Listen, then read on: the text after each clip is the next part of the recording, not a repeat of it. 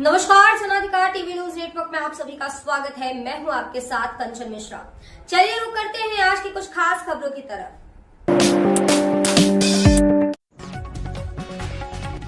वसई तहसील प्रशासन पर अंडा तिगोट का गंभीर आरोप। महाराष्ट्र के जिला पालघर वसई सामाजिक कार्यकर्ता अर्णा तिगोट ने वसई तहसील प्रशासन पर जन समस्याओं की अनदेखी करने का गंभीर आरोप लगाया है। उन्होंने कहा कि आम जनता अपनी समस्याओं को लेकर तहसील कार्यालय और संबंधित विभागों के चक्कर काटने को मजबूर है, लेकिन अधिकारियों द्वारा समय पर निस्तारण नहीं किया जा रहा है।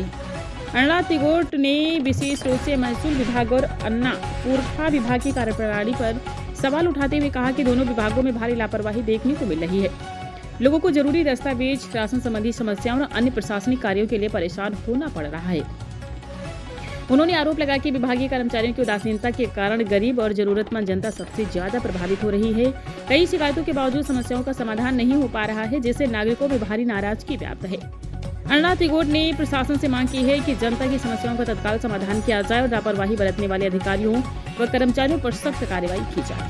पालघर से मसूद हक्कानी की रिपोर्ट।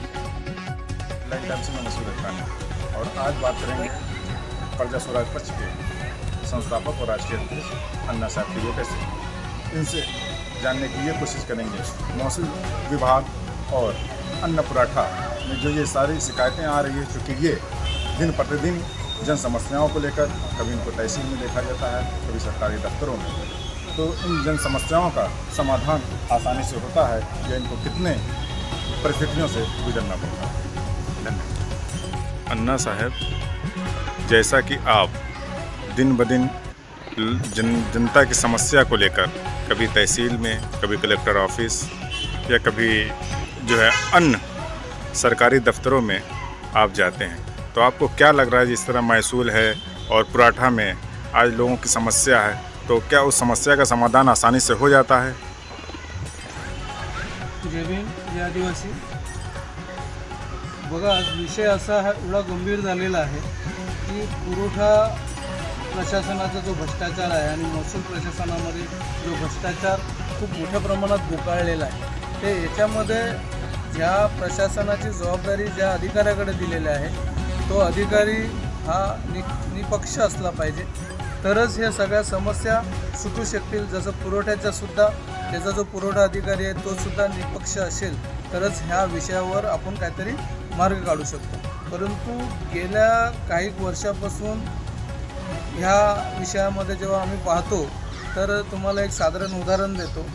एक पेल्लारमध्ये महसूलचा विषय घेता म्हणून तुम्हाला पेल्लारमध्ये एक आदिवासी समाजाची जागा आहे, त्याला गव्हर्नमेंटने ती जागा कसण्यासाठी दिलेली आहे। त्याच्यावर तो त्याच्या कुटुंबाचा उदरनिर्वाह करेल ह्यासाठी ती जागा त्याला दिलेली आहे। परंतु मान्य आदिवासी जे आयोग आहे, अनुसूचित जाती जमाती आयोग जो आहे दिल्लीचा आहे, त्या दिल्लीच्या आयोगाने त्या आदिवासी समाजाची समस्या सोडवण्यासाठी पत्र दिलेलं आहे की त्याला त्याची जागा मोकळी करून द्या की त्याच्यावर त्याचा उदरनिर्वाह होईल। परंतु तालुका प्रशासन, महसूल तालुका प्रशासन जे आहे, त्याच्यानंतर महापालिकेचं आयुक्त प्रशासन जे आहे, हे जे आहे या विषयाकडे डोळेझाक करते आणि त्या माणसाला आज साधारणतः 7 ते 8 वर्ष झालेली आहे की अजून त्याला न्याय मिळाला नाही। विशेष करून आपल्या जिल्ह्याचा, पालघर जिल्ह्याचा जर विषय आपण घेतला तर पालघर जिल्ह्यामध्ये 100% आदिवासी समाज असल्यामुळे हा जिल्हा आपला आदिवासी डिक्लेअर झालेला आहे। हे असं असताना सुद्धा आपल्या त्या लोकांना न्याय मिळत नाही आहे। तुम्ही महसूलची जबाबदारी घेतली तर महसूलमध्ये आदिवासी समाजाच्या जागा लाटल्या जात आहेत। त्याच्यात ते काही लोक जे आहेत की जसे की मोठमोठे बिल्डर्स आहेत, ते मधले जे दलाल्स आहेत, ते दलाल्स त्या लोकांना कमी पैसे देऊन त्यांना मोहित करून, त्यांना भ्रमित करून त्यांच्याकडून ती जागा घेतली जाते।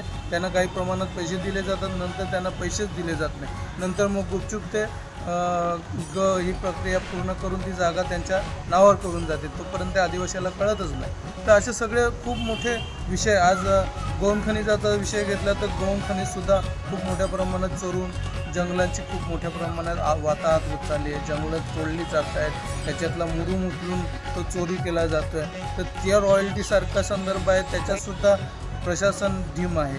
त्यात दुसरी गोष्ट झाली त्याच्यामध्ये, आज तुम्ही पुरवठ्याचा विषय जर घेतला तर पुरवठ्यामध्ये असं झालेलं आहे की अन्न सुरक्षा योजना जी आहे या अन्न सुरक्षा योजनेच्या माध्यमातून गरीबातल्या गरीब कुटुंबाला राशन त्याला मिळालं पाहिजे, त्याच्यावर त्याचं उदरनिर्वाह व्हावं यासाठी ही केंद्राची योजना आहे. परंतु होतंय काय की अंत्योदय योजनेमध्ये 35 किलो धान्य मिळायला पाहिजे, परंतु त्या आदिवासी समाज किंवा इतर जो त्याचा लाभार्थी आहे त्याला ते 35 किलो धान्य न मिळतं त्याला 25 किंवा 20 किलो धान्य दिलं जातं, त्याची ती वळवण केली जाते. तसंच PHS हा जो घटक आहे त्याला प्रत्येक व्यक्तीला 2 आणि 3 किलो अशा प्रकारचं एका व्यक्तीला 5 किलो धान्य दिलं जातं. ह्या सगळ्या गोष्टी असताना कुटुंबामध्ये जर खूप जास्त प्रमाणात लोक असतील तर त्यांना 20-25 किलो धान्य देऊन त्यांचं हे केलं जातं. परंतु वास्तविक जे ऑनलाईन पद्धतीमध्ये जे लाभार्थ्याला द्यायला पाहिजे त्या वस्तू त्यांच्याकडे पोचतच नाही. तर ही फार मोठा जो म्हणजे शोकांतिका आहे या आपल्या पालघर जिल्ह्यामध्ये वसई तालुक्यामध्ये की प्रशासनातला जो प्रमुख व्यक्ती आहे हा त्याच्याकडे ज्या पद्धतीने लक्ष द्यायला पाहिजे त्या पद्धतीने ते लक्ष देत नाहीत. त्याच्यामुळे या लोकांवर खूप मोठ्या प्रमाणात अन्याय होतो है. इन सारी समस्याओं को लेकर के कभी अधिकारियों को आपने पत्र व्यवहार से अवगत कराया है क्या? मैं पिछले 2 सालों से इसके ऊपर हमने ॲप्लिकेशन किए है आणि त्या पद्धतीने आम्ही अर्ज वगैरे दिलेत. मान्य जिल्हाधिकाऱ्यांना दिले आहेत, उपविभागीय अधिकाऱ्यांना दिले आहेत, तहसीलदारांना दिलेले आहेत. परंतु तहसीलदार त्याच्यावर ज्या पद्धतीने ठोस भूमिका घेऊन त्या पत्राचं उत्तर मिळालं पाहिजे त्या पत्राची उत्तरंसुद्धा आम्हाला मिळत नाही. की एवढ्या पद्धतीने गेंडाच्या कातडीसारखे हे प्रशासन झालं आहे. याला कारण हेच आहे की याच्यामध्ये जे लोकप्रतिनिधी आज जे निवडून दिलेलं आहे त्यांचा वचक ह्या प्रशासनावर राहिलेला नाही. हे जो वचक असला पाहिजे होता की पूर्वीचे जे लोकप्रतिनिधी होते ते त्यांचा इथे प्रशासनावर वचक असायचा. त्याच्यामुळे तहसीलदार काही लोकांच्या अडचणी असेल तर तहसीलदारांना बोलल्यानंतर ते पटापट प्रश्न मार्गी लागायचे. तसं इथे होताना दिसत नाही. हेच जे आज निवडून आलेले जे भारतीय जनता पार्टीचे जे लोकप्रतिनिधी आहेत हे आज तुम्हाला जास्त लांब जाऊ नका, तुम्हाला आज 2-3 दिवसाअगोदर घडलेला एक प्रकार सांगतो की महसूल प्रशासनाचा आणि इतर खात्यांचा एक JR शासनाने काढलेला आहे की 2011पर्यंतच्या सगळ्याच घरांना निमहसूल करायचा आहे. त्याच्यामध्ये समजा त्याच्यात काही प्रमाणात जास्त जागा असेल तर ती जागा जी आहे ती त्याच्या शासनाच्या दरानुसार ती जागेची किंमत लावायची आणि त्याच्याकडून घ्यायची ती, आणि 1 गुंठ्याच्या आत जर ती जागा असेल तर ती विनामूल्य द्यायची. अशा प्रकारचं शासनाचं धोरण आहे. आणि त्याच्यामध्ये ह्या सगळ्या गोष्टी करण्यासाठी त्यांनी पात्र अपात्र ह्या पद्धतीची योजना त्यांनी सुरू केलेली आहे की त्याच्यामध्ये तो किती वर्षापासून तो व्यक्ती त्या ठिकाणी राहतोय आणि त्याच्यासाठी त्याला 2011पर्यंतचं डॉक्युमेंट सादर करण्याचे शासनाचे आदेश आहेत. ह्या सगळ्या गोष्टी असतानासुद्धा की तिथे अर्नाळ्यामध्ये जे आता अनधिकृत बांधकामाच्या अनुषंगाने ते तोडण्याचं काम महसूल प्रशासनाने केलेलं आहे ते निंदनीय आहे.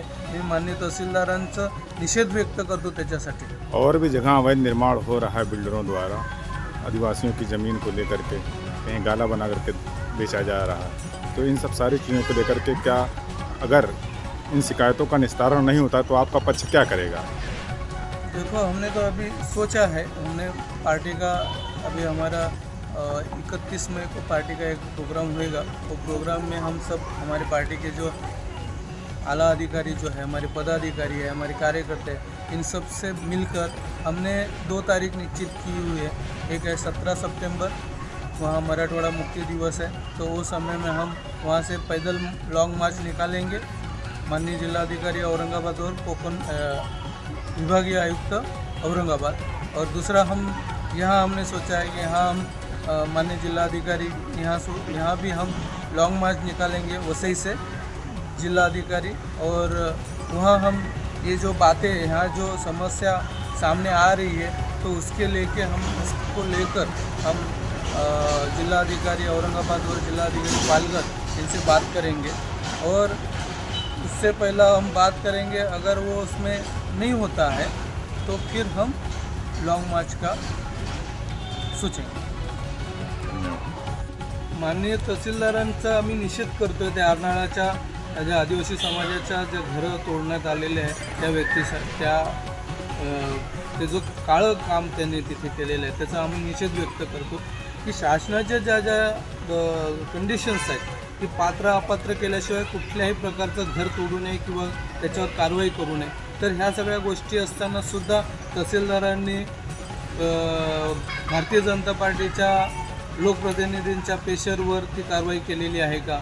त्यांनी त्याच्यावर लोकप्रतिनिधींना त्या पद्धतीने शासनाचं जे धोरण आहे, शासनाने 2011ला जो GR काढलेला आहे त्या GRचा विचार करून, त्या शासनाचा निर्णयाचा विचार करून त्यांनी त्याच्यावर कारवाई केलेली आहे का?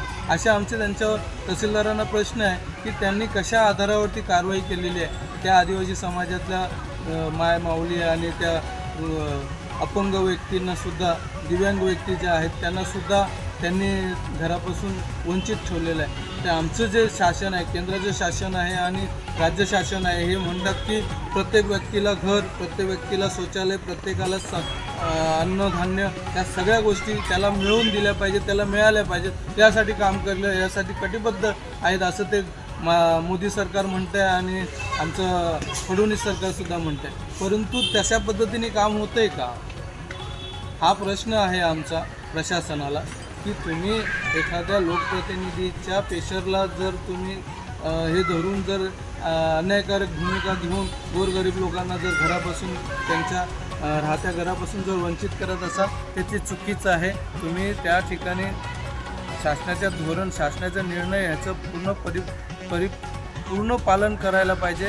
हा आमचं त्याच्यामध्ये तुम्हाला सूचना आहे. जर त्या पद्धतीने जर आपण त्या चुका जर सुधारवल्या नाही तर आम्ही आमचं आंदोलनाचं पवित्र एकदम